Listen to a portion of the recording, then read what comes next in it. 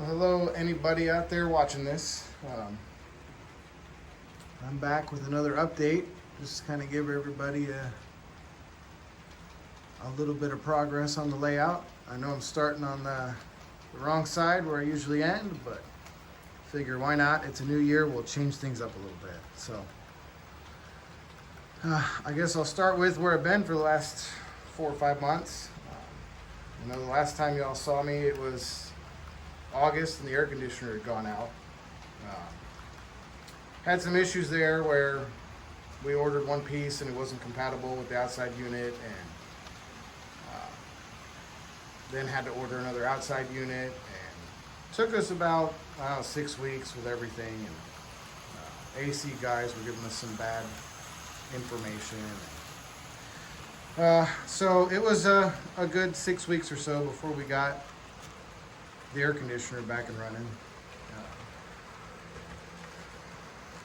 But then it was kind of the end of the year and kids are in school and work got a little busy. So not a whole lot of progress made on the layout. This area, I kind of cleaned it up mostly just for the video today. I know every time I show this to y'all, it's just kind of a mess of a town. And it ends up being, short. It ends up being a short. Let me fix this real quick. Oh, no. Come on. There we go. There we go. All right, this guy, he derailed. Hold on. All right. I hope I didn't just make y'all dizzy. I'll give you a quick overview of everything.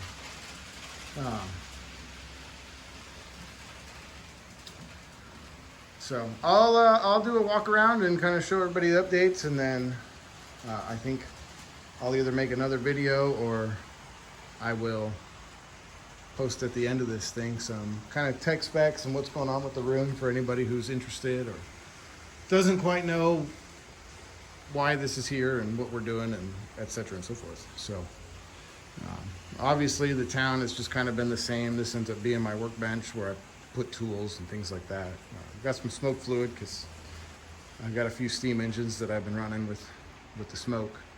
Kind of nice. And then obviously the ethanol plant over here has not even been touched. It's the same old. I think I did some vacuuming and ended up with some bare spots in the scenery that I have done. So, and I'm sure some of you were looking and probably didn't even notice it. I just pointed it out to you.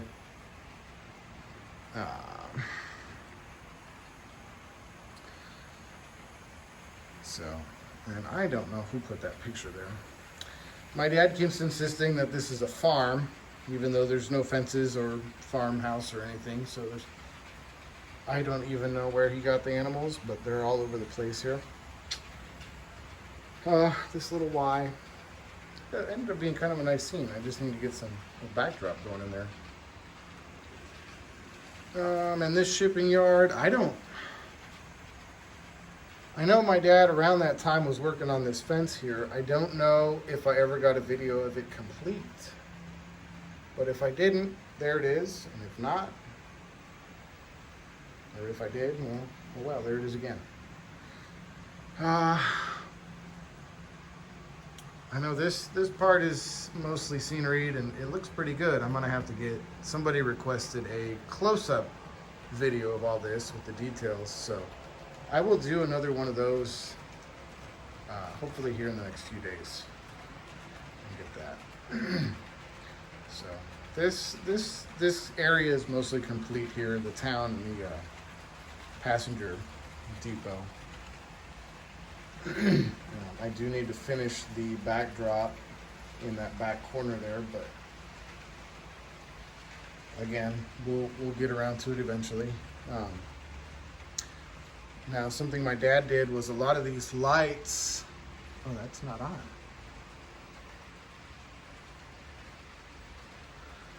on. Okay. Sorry. A lot of these lights, like the Capitol Theater building and the cafe sign, those used to run on batteries. And every time we try and turn them on and run them, the batteries would be dead.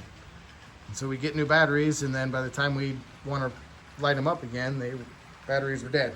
So he hooked them all up to, I think a 4 volt or 3 volt power supply, whatever they run off of, and got them lit up to where they're hardwired in. So that's been kind of nice. Obviously, the station hasn't changed a whole lot, and yeah, I did get Amtrak out of the box and put him on the track. I'll get a video of him running here later. And this area again hasn't really changed a whole lot.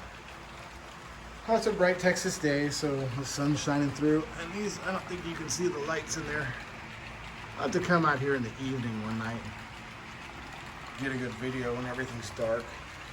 But this side of the layout, not really a whole lot has changed.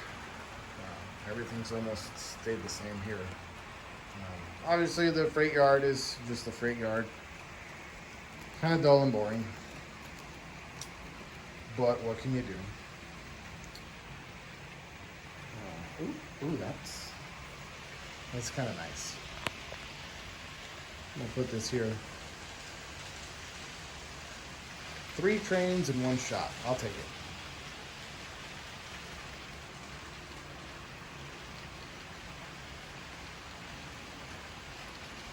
Well, actually, here comes another one. I put my old-timey Southern Pacific steam engine with the old-timey passenger cars on the track. You know, that doesn't match any era or anything like that, but honestly, I've had that for 25 years now. And at some point in there, I put a decoder in that engine so that it would run on the DCC, even though it's currently on my DC line. But it's been sitting in a box for many years, and I got it out the other day. I was like, I need to run that. So that's my little rant there. Coming down over here, following the coal train. Starting here, I actually worked the rock cliff face with the incline there. That was, let's see if I get a little bit closer here. But that is, for the most part, complete. It could use a little touching up. There's some, like, lighter spots in there. But this over here, the way I did it was I got the plaster molds and I glued them on there, and then I just got the some stone spray paint from Lowe's and just spray painted it right on there. And I think it turned out pretty good. It went really quick, which was kind of nice because this section over here I actually hand painted. And this is probably the little bit of progress that I made on the layout. Was I got the rock work done over here. I wanted to get the scenery work on top, put a few extra trees and then some ground cover, but it just hasn't happened. Get to it eventually. So, and I wanted to have a little hiking path that kind of rolled down here, and you could get right to the end and then maybe watch the trains go by or something from down there. But one of these days I will get to it. I think the last time we had the water done, maybe this bridge was gone, but you know, I should have went back and looked at that video.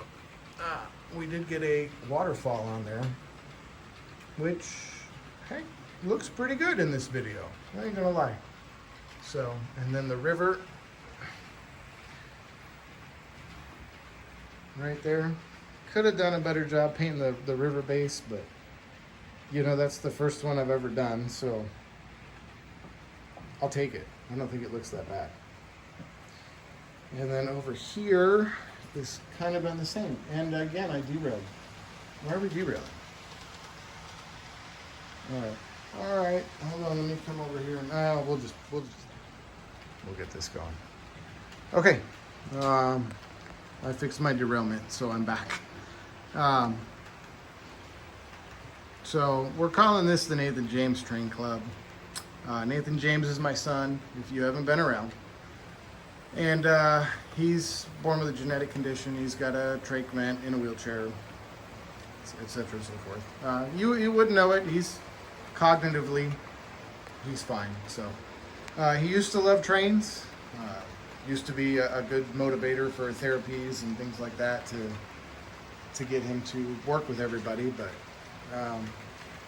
coming up on 10 now, probably the last 3 or 4 years, he's kind of lost interest. He doesn't really care. Rather play his Nintendo or play with Pokemon or something. So that's kind of where the name comes from. Not really a club, so to speak. It's me, my brother, and my dad. So my brother went off to the Marines and actually got out, but is still living over in Japan. So that is kind of the whole reason that I post these videos is for him to see the updates and the progress.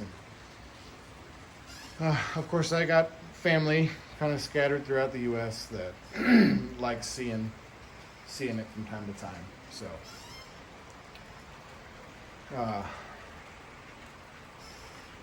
I guess if anybody's interested in some of the tech specs and what exactly I'm doing, I guess we'll start with most of the equipment is modern era.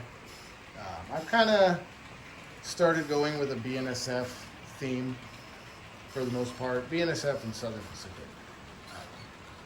And that's just kind of recent here in the last 3 or 4 years. When I started this, I was just buying things and making trains run.